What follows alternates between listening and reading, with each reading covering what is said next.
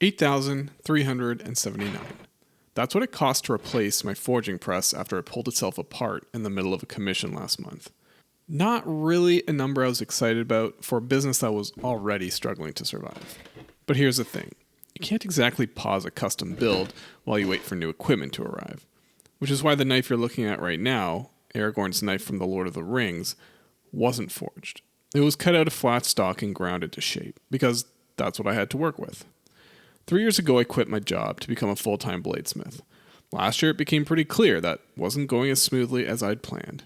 A few business ideas had failed, the shop barely made it. So I made the kind of decision that only makes sense if you're either very optimistic or very bad at math. I started a blade making channel called Broken Tower Knives and went all in. Now this is not that channel. This is a different kind of story. And the question I'm trying to answer is the same one it's always been. Can I still make something I'm proud of, even when everything around me is falling apart? Anyways, as I said, I'm not going to be forging this blade. I'm going to be cutting it out, which is called stock removal. And the forging versus stock removal debate is a heated one in the knife making world. However, both forging and stock removal have their pros and cons. Now, I won't get into the metallurgy side of it because I'm not an engineer and it's kind of boring. But from a maker's perspective, forging gives me more flexibility with regards to the shape and size of the blade I can make. It also looks and feels cool and lulls me into believing that AI won't take my job. On the other hand, stock removal means I can get a perfect and repeatable blade every time. It's also my go-to method when I don't want to have to open the shop doors because it's too hot or too cold outside. I'm sensitive like that. Now, if you're a nerd like me, you've probably already noticed that this blade is not my own design. In fact, it's the knife that was wielded by Aragorn in the Lord of the Rings movies. And because of that, I have one big decision to make at this stage. Do I stay faithful to the original design and construction, or do I alter it slightly to make it more usable as a real knife and not a movie prop? The thing is that the knife in the movie has one flaw. To make it look pretty, the designers went with a hidden tang construction. What that means is that the tang of the knife runs inside the handle part of the way. Now this looks great and it works for the most part. It's just not ideal for a heavy chopping and fighting blade, because most of the stresses and shocks will be translated from the blade down into the wooden handle, which could crack over time. In fact, a better way to make this knife would be having the tang run the entire length and width of the handle, with wood scales attached to either side. But as you've already guessed, seeing as I've been showing you the knife for the last few minutes, I decided that being faithful to the original was more important than being able to defend myself against an orc horde, so I went with the original hidden tang construction.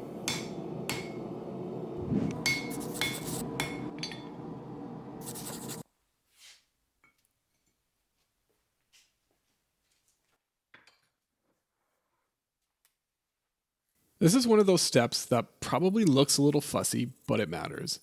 I'm marking the center line of the blade because when I grind the bevels, I need the edge to land as close to the center as I can get. If that line is off, the knife doesn't just look wrong. It won't perform the way that it should. So this is probably a good time to say, I'm not against precision. I care a lot about getting things right. There are parts of a knife where close enough really is not good enough. The edge geometry matters, the fit matters, the heat treat matters. The knife has to work. But I also think there's a difference between precision and perfection. On a hand-ground knife, the center line is never going to be perfect in the same way it would be if the whole thing were cut, milled, and finished by machines. That's just not the kind of object I'm making. My standard is not machine perfection. My standard is making it as right as I can by hand. And that distinction matters to me because I think a lot of us have gotten used to judging handmade things by the standards of mass-produced things. We expect mirror finishes, perfectly identical sides and no tool marks, no tiny variations, no evidence at all that a human being was ever involved. But for me, that evidence is actually part of the point. I'm not saying bad fit-up is character. I'm not saying scratches are automatically charming, and I'm definitely not saying makers should be lazy and call it handmade. What I am saying is that when you buy something from a maker, part of what you're buying is their judgment, their eye, their taste, their standard for what is good enough to put their name on.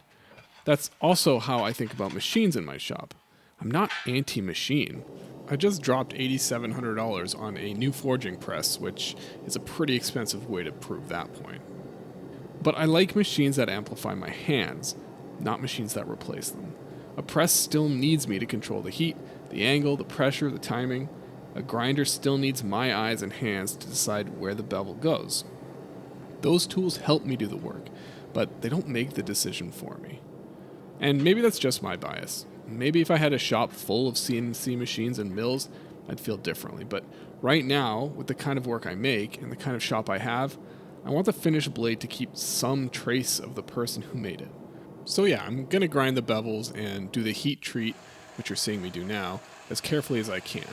Not because I think I can make it perfect, but because I think trying to get it as right as I can by hand is the whole point.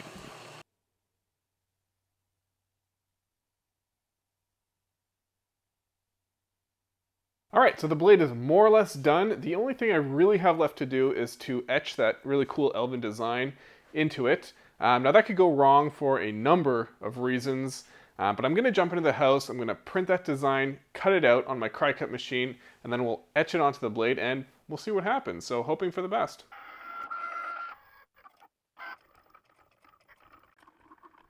So earlier I talked about wanting the maker's hand to stay visible in the work, and now I'm using a Cricut machine, which feels like the kind of thing I should probably explain before the comments do it for me. There is a version of me with far more skill and much better cheekbones who hand carves this design by hand. He's just not me. Over the last year I've been trying to learn hand carving because I want to be able to do this sort of thing with my own hands, but I'm really not there yet. So for now I'm using this Cricut machine as a bridge.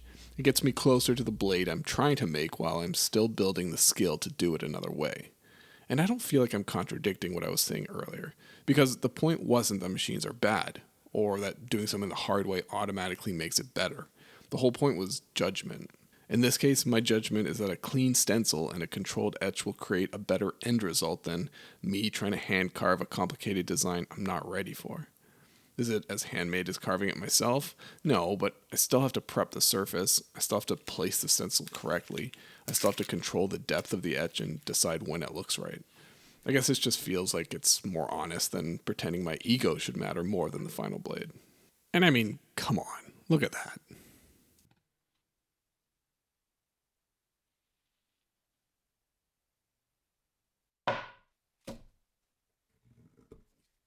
Now what you're about to see is a series of mistakes, and I would advise that you look away if you're sensitive to seeing a lot of time being wasted.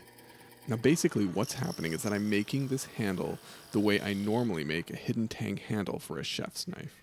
The process is pretty simple. I drill a series of holes in the handle that are just a little narrower than the tang is thick, and that's so I can come back in afterwards and widen it by hand using files, with the goal of trying to get a really tight fit around the tang. Now I like this method because it's relatively fast. The problem is that getting a tight fit using files can go wrong pretty quickly, and all it takes is one or two passes too many and you've got a gap, which means you have to start the handle all over again.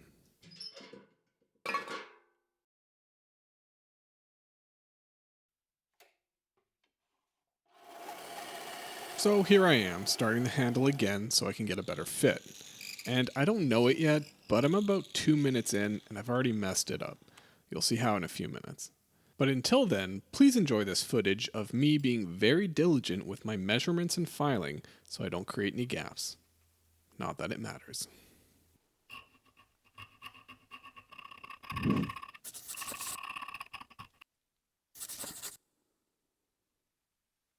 See, no gaps. Perfect fit.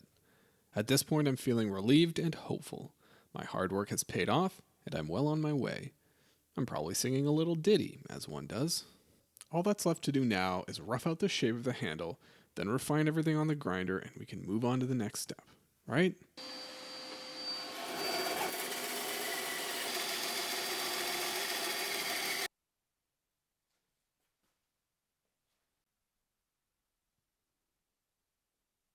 So earlier when you saw me drill the holes for this handle, they were too far apart and at slightly the wrong angle, which means the tang slot was too wide, and which also means we're starting again, or again. Here's the thing about mistakes. Everybody makes them. Doesn't matter how good you are. When I was starting out, I figured better makers just didn't. Like experience was this filter that caught everything before it could go wrong. What I actually think now is that better makers just have better judgment about what to do after. Maybe they throw less at the wall to begin with. I don't know. But once the mistake is sitting there in front of you, the only question that really matters is whether the piece can still meet the standard you set. Can I still fix this in a way I'm actually happy with? Or, and this is the one that'll get you, am I just trying to avoid starting over? That last question is hard, because starting over costs something. Not always money, though sometimes, yeah, definitely money. But it costs time, it costs momentum, and it costs whatever patience you walked into the shop with that morning, which after 2 failed handles was not a lot. I've learned slowly, very slowly, that the best thing I can do when a mistake happens is just leave. Walk away. Let the frustration cool down before it turns one problem into 3. So that's what I did. I came back to this handle after 2 attempts with a little less ego and a lot more patience, and I did it the slow way. Split the block, carved the channel by hand, fit everything where I could actually see what I was doing, then glued it back together. Was it overkill? Probably. Did it take longer? Absolutely. Should I keep asking questions and then answering them like this? Probably not. Anyways, I'd already fed 2 handles to the scrap pile. Slow had started looking pretty good. One thing I've been thinking about lately is that the standard doesn't show up in whether you make mistakes. It shows up in what you're willing to do once they're there. Sometimes that's a repair, sometimes that's a process change, and sometimes you just have to pick up the piece, walk it over the bin, and let it go.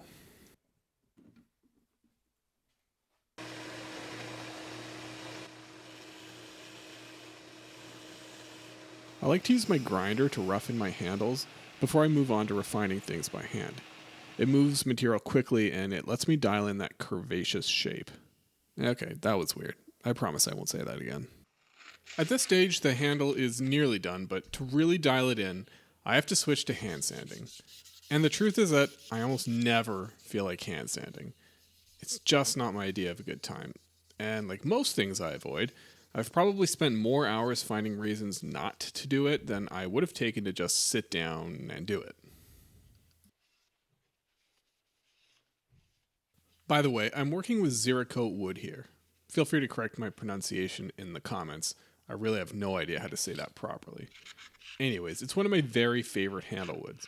When I was starting out in knife making, I used a lot of stabilized maple, bog oak, things like that, and while stabilized woods are great, I just wanted something naturally stable that could withstand humidity and heavy use. I'm not sure how, but I came across Cerakote and African Blackwood, both of which are these dense, heavy woods that make excellent knife handles and are completely gorgeous to boot. I mean, damn, that's fine. For a piece of wood.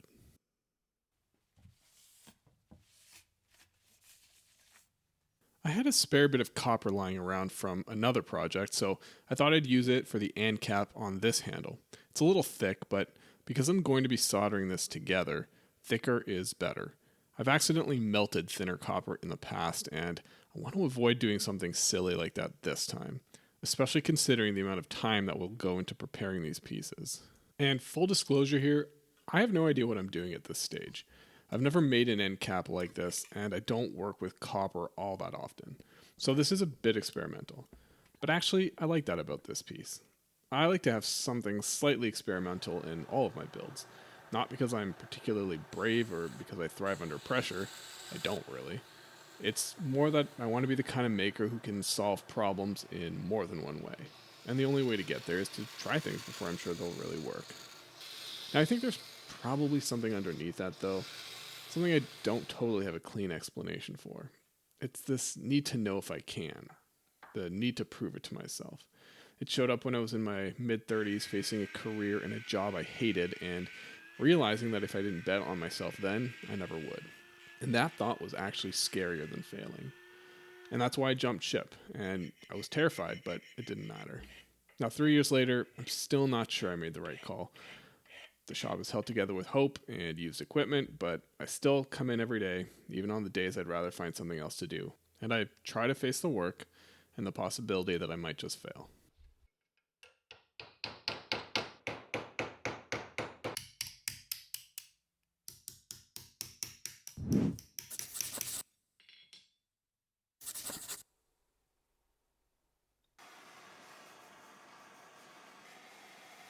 This is where I have to be a little bit gentle with the heat because I'm used to working with steel, but copper heats and cools a lot faster, and it's easy to overshoot the temperature here. The flux I added should help transfer the heat from the copper into the solder, and it helps to keep the joint clean. But the most important thing I need to remember is just to be patient. My high school electronics teacher had a saying, "It's the workpiece that melts the solder." Yeah, I can't remember what I did yesterday, but for some reason that little saying stuck with me for 20 years. It's time to add in some of the details, and once again, I'm not using the right tool for the job. I'm using a blade on my saw that is actually made to cut wood, not copper, and for some reason it worked, so I stuck with it, but it left some pretty nasty edges that I'll have to file down by hand. That doesn't matter too much since I've decided I want to add a little curvy bit into this piece to give it that elven feel, and I'm going to be doing some filing anyways.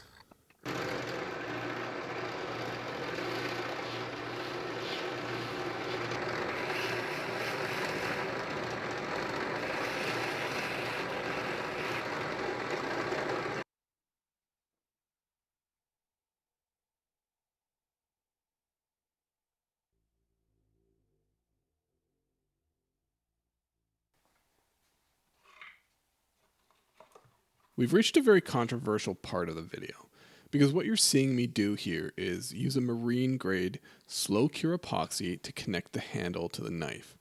But a lot of knife makers would be unhappy with this, and I've caught a lot of flack for doing it this way. The epoxy isn't the issue.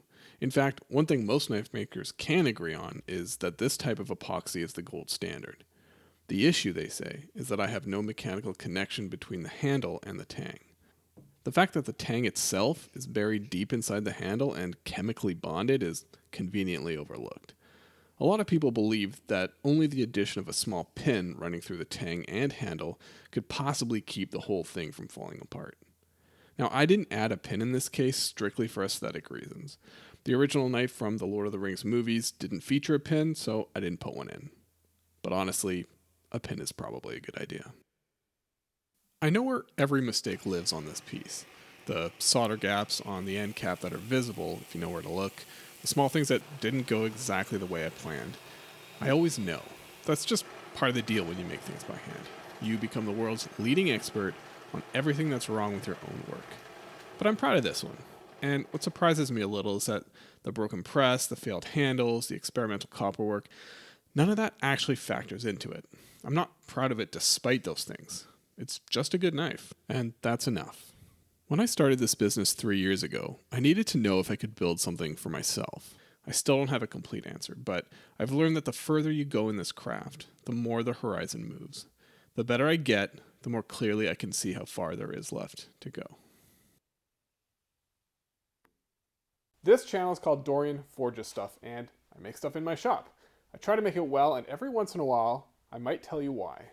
If that sounds like your kind of thing, please subscribe. There's more where this came from. And if you want the full build, no narration, just the process, that's over on Broken Tower Knives. Link is below.